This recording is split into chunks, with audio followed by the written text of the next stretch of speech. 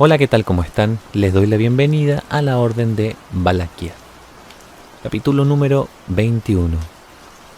En este episodio abordaremos acerca del fenómeno de la combustión humana espontánea, la cual es, sin duda, enigmática y sublime manifestación en los arcanos ignotos que habitan en el cuerpo mortal.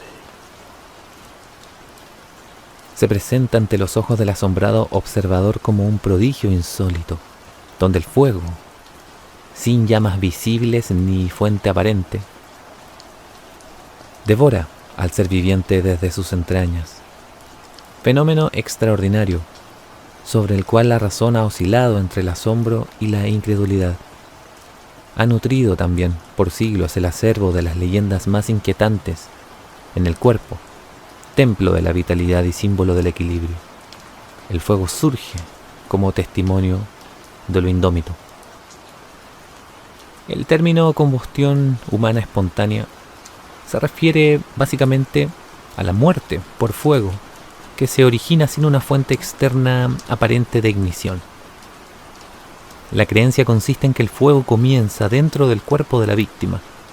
Esta idea y el término combustión humana espontánea como tal fueron propuestos por primera vez en 1746 por el señor Paul Rowley, miembro igualmente de la Royal Society, en un artículo publicado en la Philosophical Transaction sobre la misteriosa muerte de la condesa Cornelia Sangaree Bundy.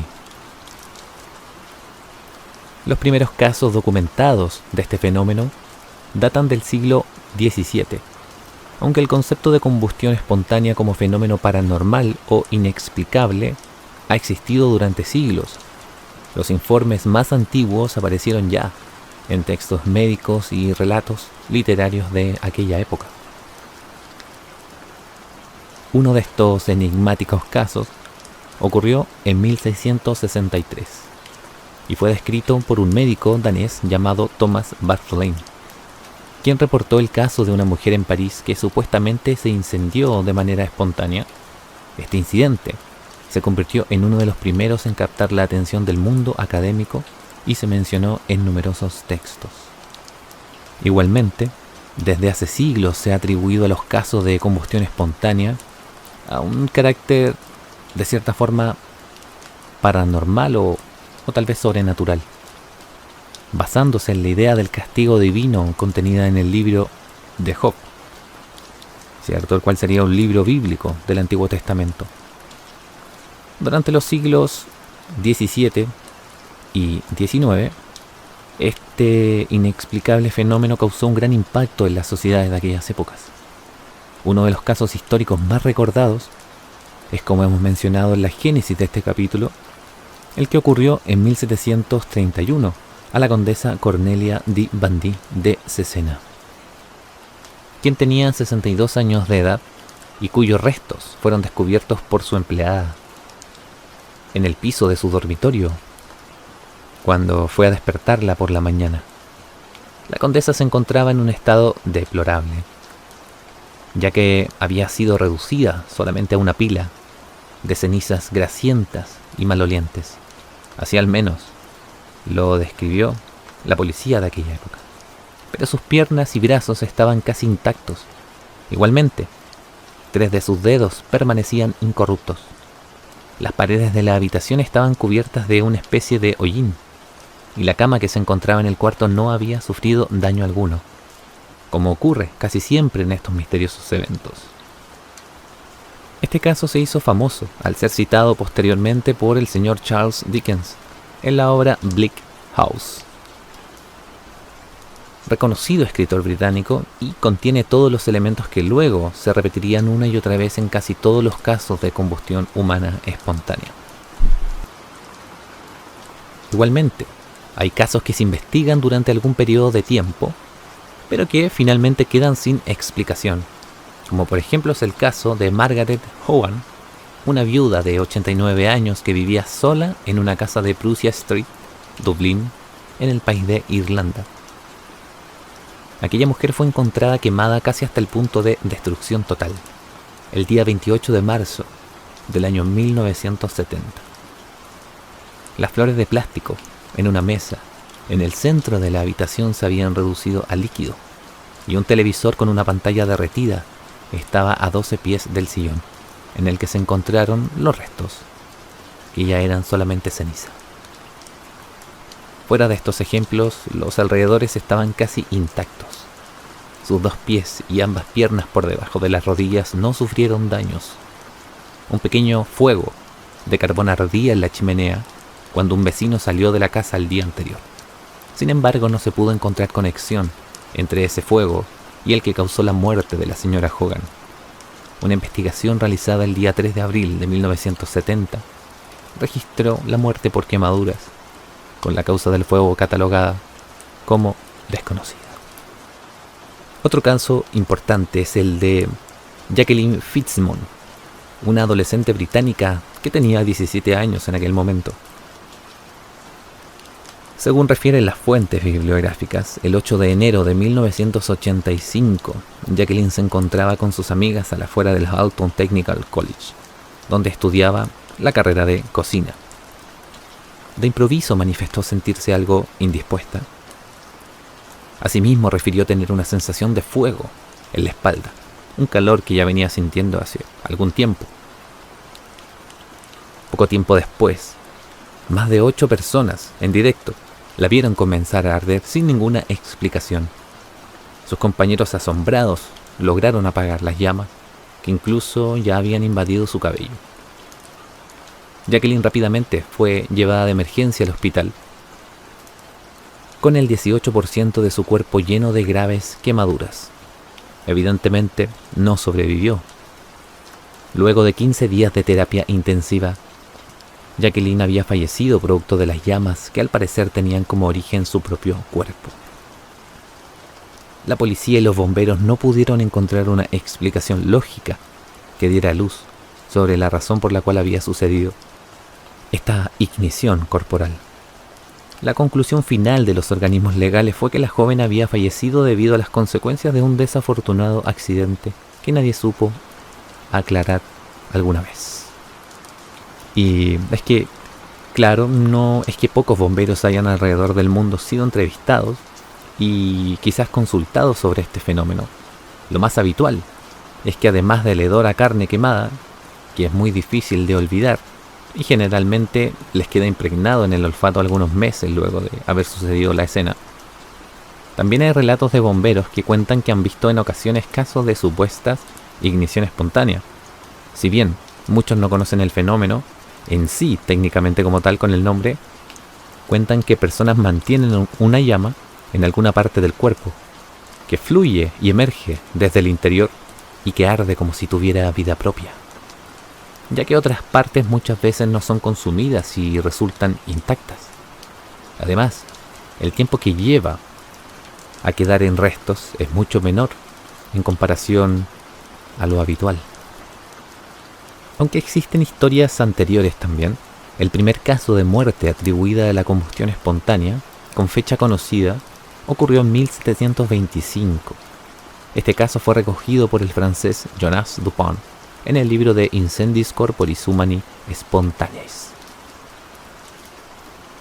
Este hombre se inspiró en el caso de un hombre que fue juzgado por el asesinato de su mujer. La víctima, llamada Nicole Millet, había sido hallada quemada en una silla, que permaneció indemne. Durante el juicio, un joven cirujano llamado Nicolas Lecat convenció al jurado de que la muerte de la mujer era un caso de combustión humana. El acusado fue declarado inocente y el jurado dictaminó que la mujer había muerto por la visitación de Dios. Claramente también hay investigación acerca de este ámbito, para lo cual voy a mencionar al señor Larry Arnold, quien es un investigador paranormal, también es un ingeniero y que ha escrito diversos libros sobre la temática, y es quien también en unos momentos hablaremos sobre su teoría, que él explica algo acerca de el pirotrón. En su libro Hables, Arnold analiza una serie de casos que considera ejemplos de combustión humana espontánea, como por ejemplo el de Mary Reeser, quien es una mujer de Florida, que fue encontrada en 1951 completamente incinerada, dejando intacto casi todo a su alrededor, excepto una pequeña cantidad de cenizas. Arnold argumenta que estos casos no se pueden explicar fácilmente con el efecto mecha o también como un accidente común, sugiriendo la intervención de fuerzas o procesos que se desconocen, manteniendo cierta postura sobre la ciencia un poco más escéptica.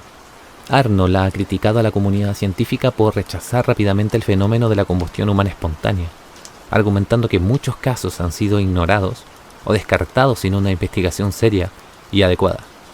En su enfoque, Arnold se sitúa en un punto de vista más paranormal, evidentemente, sugiriendo que la ciencia no tiene aún todas las herramientas, ni las respuestas tampoco para fenómenos complejos. Y con respecto al caso de Mary Reeser, la investigación demuestra que el cuerpo estaba tan quemado que parecía haber sido expuesto a temperaturas superiores a los 1500 grados durante varias horas. Sin embargo, no había señales de un incendio generalizado en el apartamento. Esta fue una de las razones por las cuales el caso llamó la atención del señor Larry Arnold y otros investigadores de fenómenos paranormales igualmente, quienes se cuestionaron cómo el cuerpo pudo haber sido incinerado sin causar más destrucción en el entorno. Se realizaron varias investigaciones para tratar de encontrar una explicación convencional. Los bomberos y científicos forenses que examinaron el caso consideraron varias ideas, varias hipótesis de lo que podría haber estado sucediendo, incluyendo la posibilidad de que Mary Reeser hubiera estado fumando un cigarrillo mientras estaba sedada por somníferos.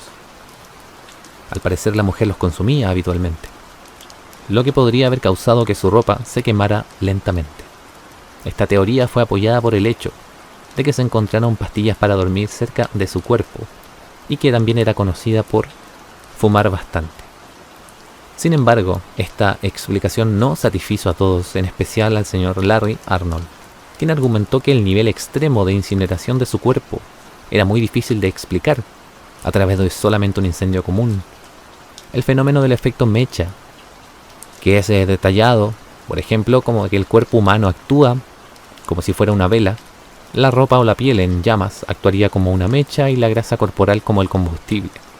Fue propuesto como una explicación plausible, pero Arnold se mantuvo escéptico sobre si este mecanismo podía explicar tal nivel de destrucción sin quemar toda la habitación. Recordemos que explicaban que había más de 900 grados Celsius. Muy difícil de que no se quemara toda la habitación. Este hombre especula que podría haber habido factores desconocidos involucrados, como la acción de una partícula subatómica que él llama pirotrón, que podría haber desencadenado la combustión en el cuerpo de Mary Reeser. Aunque esta teoría no tiene respaldo en la ciencia convencional, para Arnold ofrecía una explicación de cómo una persona podría haberse quemado de manera tan intensa sin que se propagara un incendio por todo el lugar. Y este caso fue ampliamente cubierto en la prensa en su momento y captó también la atención tanto de curiosos como de investigadores independientes. Sin embargo, los científicos forenses nunca aceptaron completamente la teoría de la combustión espontánea. En cambio, la mayoría se inclinó por la teoría de que fue un accidente doméstico, posiblemente causado por el uso de somníferos y un sencillo cigarrillo mal apagado. A día de hoy este caso sigue siendo emblemático. La controversia entre quienes creen en fenómenos paranormales y quienes prefieren dar explicaciones más racionales. Uno de los argumentos utilizados por los defensores de la ciencia de una causa paranormal de la combustión espontánea es que el cuerpo humano está compuesto principalmente por agua, por lo que no arde muy bien. Sin embargo, en muchos casos de combustión espontánea, los cuerpos de las víctimas fueron reducidos a cenizas.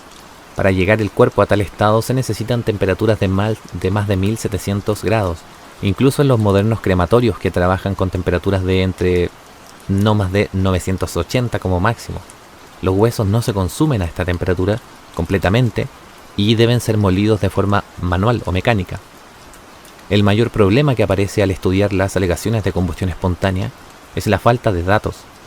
En la mayoría de los casos, por algún motivo, no se cuenta con datos forenses o investigaciones detalladas, y en otros, Se carece igualmente de información tan básica como siquiera el nombre de la víctima o la fecha del suceso.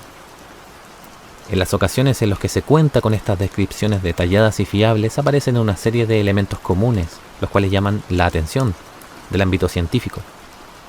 Serían, por ejemplo, que el fuego suele estar localizado en el cuerpo de la víctima, los muebles y los electrodomésticos cercanos a la víctima quedan intactos, o al menos suelen quedar indemnes.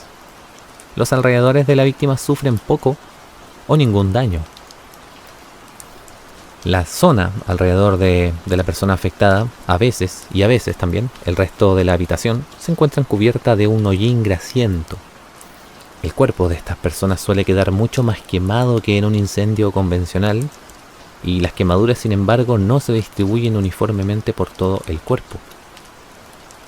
Habitualmente el torso suele quedar muy gravemente dañado e incluso a veces reducido a cenizas, pero las extremidades de las víctimas a veces quedan intactas o con poco daño. Casi siempre las víctimas tienen algún problema de movilidad, según lo que comenta la ciencia o los científicos que han investigado estos casos. Lo atribuyen puede ser a la invalidez, al sobrepeso, o se encuentran incapacitadas por el consumo de alcohol o algún otro tipo de fármaco. Y también destacan que en la mayoría de los escenarios, por no decir todos, siempre hay una fuente posible externa de ignición. También indican que mayormente podrían haber dos causas básicas que las engloban en dos categorías. Una podría ser los crímenes, ya que no es extraño que un criminal intente quemar a su víctima con la intención de encubrir el asesinato. Así, por ejemplo, en el caso de Nicole Millet, su marido fue detenido y condenado en primera instancia. Al parecer, la policía sospechó inmediatamente de él al saber que mantenía una relación amorosa con una criada. Además, parte del cuerpo se encontró en la cocina, donde algún fragmento del suelo también había sido quemado. El caso de la condesa von Görlitz también se engloba en esta categoría. En el año 1847, el conde Görlitz llegó a casa, vivía en la región de Darmstadt y no pudo encontrar a su esposa. Cuando se forzó la puerta de la habitación privada, se halló su cuerpo parcialmente incinerado. La habitación había sufrido daños por el fuego y estaba todo bastante desordenado, también con una puerta y una ventana rota. Igualmente se halló que el escritorio se había quemado y su espejo se había roto, seguramente producto del calor.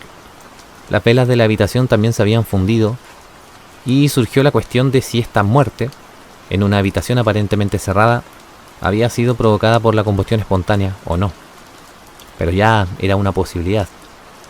3 años después, un hombre llamado Stoff, un antiguo sirviente de la condesa, fue acusado también del asesinato. En ese momento fue apresado, juzgado y condenado. Stoff confesó que había ido a la habitación de la condesa y que al ver las joyas y dinero allí sintió algunas tentaciones. La condesa regresó inesperadamente y le sorprendió con las manos en la masa, unos entredichos, y lo que sucede es que hay alguna especie de pelea en la cual Stoff la estranguló para encubrir su crimen. Fácilmente amontonó algunos objetos combustibles sobre el escritorio y les prendió fuego. Su intención fue destruir toda la habitación, según las pericias. Otra de las causas que explican que puede ser aparte de los crímenes es, como mencioné anteriormente, el efecto mecha. Y a pesar del nombre de espontánea, lo cierto es que nunca ha habido testigos presenciales del momento de la ignición. Solamente en el primero que te comenté, en el de la señora Jacqueline. Y en todos los casos, con suficiente información, transcurrieron varias horas desde que la víctima fue vista por última vez y el encubrimiento del cadáver. El efecto mecha fue propuesto en 1965 como una explicación de la muerte de una joven. ¿Qué sería el efecto mecha entonces? Se produce cuando la ropa de la víctima se prende con alguna fuente de ignición externa. Y si se dan las condiciones adecuadas, este primer fuego quema la piel y empieza a derretir la grasa corporal. Consiguientemente, esta grasa es absorbida por la ropa, que actúa como la mecha de una vela, alimentando el fuego de forma constante durante algunas horas. La grasa humana arde a 215 grados Celsius, aunque si está embebida de una mecha, puede arder a una temperatura incluso menor. aunque esta temperatura es mucho menor que la utilizada en hornos crematorios igualmente. También se detalla que temperaturas menores pueden conseguir el mismo efecto si actúan durante bastante tiempo. El señor Deehan, del Instituto Criminalista de California, quien es un experto forense en incendios y también es una autoridad para hablar sobre el efecto mecha, él ha explicado y reproducido el efecto con éxito y divulgado sus experimentos en documentales, por ejemplo, para la BBC y la National Geographic. En el experimento de Deehan, un cerdo fue envuelto en una manta y fue situado en una habitación simulada. Se vertió una pequeña cantidad de gasolina sobre la manta para iniciar el fuego. Tras prender la gasolina, los investigadores dejaron arder la manta por sí misma. La temperatura del fuego fue medida regularmente y era solo de unos 800 grados Celsius. A medida que el fuego quemaba la piel del cerdo, su grasa subcutánea se derretía, fluyendo hasta la manta. La médula ósea, que contiene gran cantidad de grasa, también contribuyó al fuego. El mobiliario de alrededor no sufrió daños, aunque se fundió la carcasa de plástico de un televisor situado sobre un aparador. El fuego hubo sin duda de ser apagado manualmente después de 7 horas, cuando la mayor parte del cuerpo del cerdo solo había reducido a cenizas. Pero con este experimento, los investigadores de la BBC explicaron las siguientes características de la combustión espontánea: que el fuego estaba altamente localizado y las llamas tenían menos de 50 centímetros de alto por lo general, por lo que el fuego normalmente no se propaga a los muebles cercanos. El cuerpo resulta severamente quemado y este fuego, relativamente no muy caliente, como se pensaba antes, puede arder durante un largo periodo de tiempo, como ocurrió al ser alimentado por la propia grasa corporal de la víctima, lo que explica que el cuerpo puede arder durante varias horas. Pero, ¿qué sucedía con los electrodomésticos?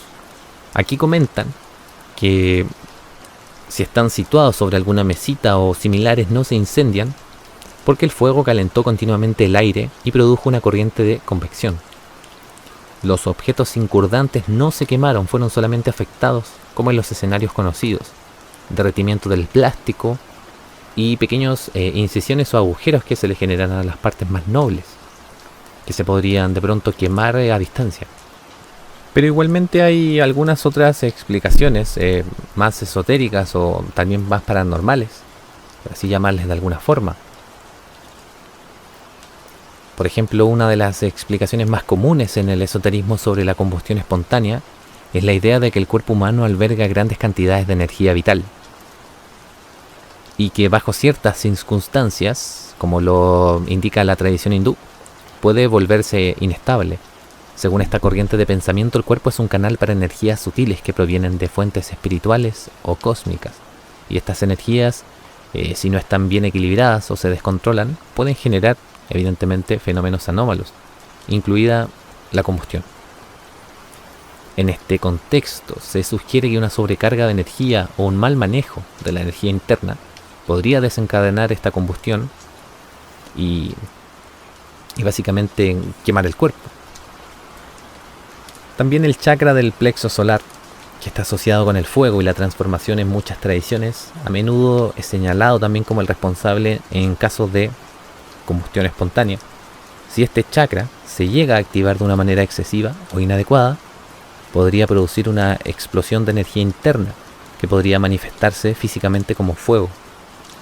Hay alguna corriente de pensamiento que explica que si una entidad intenta poseer o entrar a tu cuerpo con algún método, sería tu propia energía que actúa como una suerte de escudo que preveniría esta posesión o entrada en el cuerpo de esta entidad. Y como un método de protección se quema a sí mismo para evitar básicamente ser perturbado. Hay otras ideas también, como por ejemplo el que se le asocia a un fenómeno kármico. Proponen que la combustión espontánea puede ser el resultado de un desequilibrio kármico o de una deuda de carácter espiritual. Esta visión indica que los actos negativos o las transgresiones graves cometidos en esta vida o en vidas pasadas podrían manifestarse en una purificación kármica a través del fuego, que es visto simbólicamente como un agente purificador y transformador. En este sentido, la combustión espontánea sería una forma de purga espiritual o de castigo cósmico por actos no resueltos. Algunos esotéricos sugieren también que la combustión espontánea podría ser el resultado de un despertar psíquico o espiritual mal controlado. La idea es que ciertas personas que han alcanzado niveles elevados de conciencia o que están en el proceso de pueden experimentar un aumento descontrolado de esta energía psíquica si no saben cómo manejarla.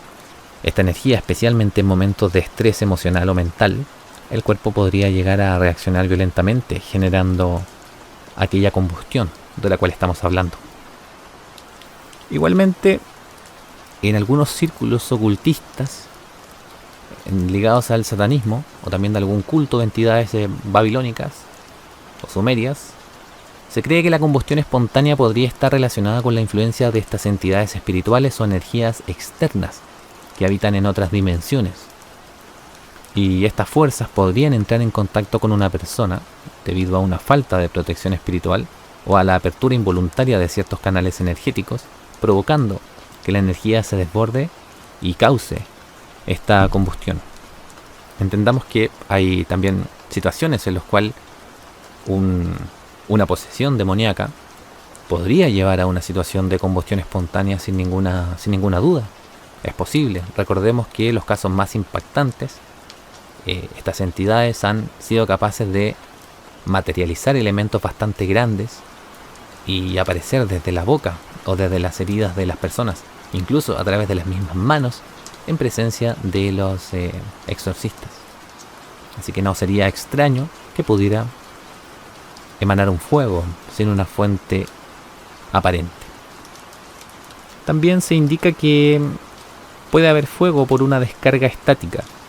Esta teoría afirma que bajo ciertas circunstancias la electricidad estática sube hasta niveles tan peligrosos en el cuerpo humano, aquella estática que de pronto sonamos cuando tocamos algo,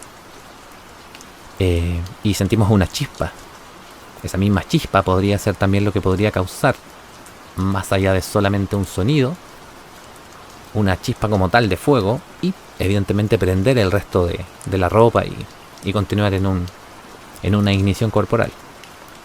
El fenómeno de estas enormes cargas estáticas en cuerpos humanos fue advertido por primera vez por el profesor Robin Bitt del Instituto Politécnico de Brooklyn.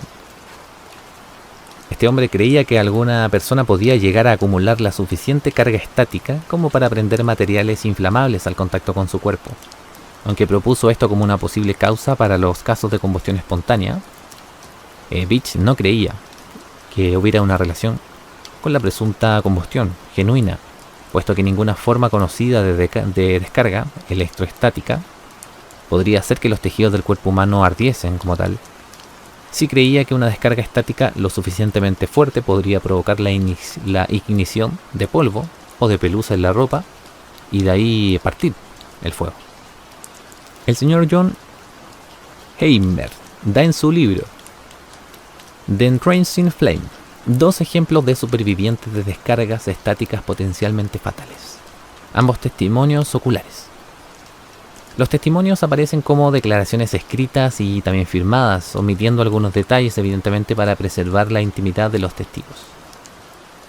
Estos casos serían los siguientes. En primer lugar, Debbie Clark, quien en septiembre de 1985 observó que ráfagas de luz azul emanaban ocasionalmente de su cuerpo. Susan Motorhart, quien en el invierno de 1980 sufrió un accidente espontáneo de sus ropas, según el testimonio de su hija. Básicamente este libro se titula así por la conclusión deductiva a la que la autora ha llegado tras examinar varios casos similares a los ya comentados, y que las víctimas de combustión espontánea son personas solitarias que caen en trance inmediatamente antes de la incineración. Ese es un punto que solamente Heimer abordó. Además sugiere que estas personas con desequilibrios emocionales, o sea, un proceso psicosomático como tal, puede disparar una reacción en cadena, liberando hidrógeno y oxígeno dentro del cuerpo, detonando una reacción en cadena de explosiones mitocondriales. Las teorías de Heimer han encontrado muy poco apoyo realmente. A su vez, han llevado a confusión. Ian Simons, por ejemplo, en una crítica del libro, criticó a Heimer de la siguiente manera: Él decía que parece estar bajo la ilusión de que el hidrógeno y el oxígeno existen como gases en la mitocondria celular y por lo tanto vulnerables a la ignición, pero indicaba que no era el caso. Volvamos al señor Larry Arnold, quien es el director también de una organización llamada Parascience International, y en él explica básicamente lo que era el pirotrón. Estaba pendiente de que lo mencionáramos en detalle. Esta es una energía que sería emitida en los rayos cósmicos. Normalmente esta partícula pasaría a través del cuerpo sin interactuar con él, como un neutrino por ejemplo. Pero en ocasiones, al colisionar con un núcleo celular, podría desatar una reacción en cadena que destruiría el cuerpo por completo. Hay algunos dichos que abordaban la combustión espontánea de manera breve, pero al ser personajes importantes y relevantes te los voy a mencionar en este momento. Por ejemplo, Tien-Jean Georget, quien era un médico francés. En 1823 dijo lo siguiente: es como si el fuego mismo se despertara dentro del cuerpo humano, elevándose desde las profundidades más oscuras del ser, devorando con rapidez lo que antes era vital y vibrante, dejando solo cenizas donde alguna vez floreció la vida. Tien-Jean Georget, médico francés, 1823. ¿Será acaso que la fragilidad de la carne mortal oculta en sus profundidades un fuego latente? ¿Es acaso la combustión espontánea un castigo divino, una sentencia pronunciada por las sombras de lo desconocido, o simplemente una ilusión que brota de la desesperada imaginación humana, deseosa, sí, de hallar en lo inexplicable un eco de lo sobrenatural? En esta danza de la vida y la muerte donde el fuego parece emanar del interior sin razón ni advertencia, la mente se debate incapaz de discernir si lo que contemplamos es un prodigio real o un reflejo de nuestros más antiguos miedos. ¿Qué llama es la que habita en nosotros? ¿Será el cuerpo por naturaleza tan inestable que puede sucumbir al ardor de sí mismo sin que el ojo humano perciba su origen? Sería interesante que escribas un comentario acerca de la temática, evidentemente si te animas. Una amalgama bastante amplia y vasta sobre otros casos de combustión espontánea. Sería complicado el poder detallarlas todas, ya que son bastante similares. Normalmente van sucediendo estos patrones que se van repitiendo y de momento, a día de hoy todavía no hay una versión oficial acerca de lo que es la combustión espontánea. Siempre están divididas entre la opinión científica y lo paranormal como tal. Así que bueno, hemos llegado hasta el final del capítulo número 21. Te agradezco por haber llegado hasta esta parte y por haber disfrutado también de una emisión más de la Orden de Valaquia. Hasta pronto.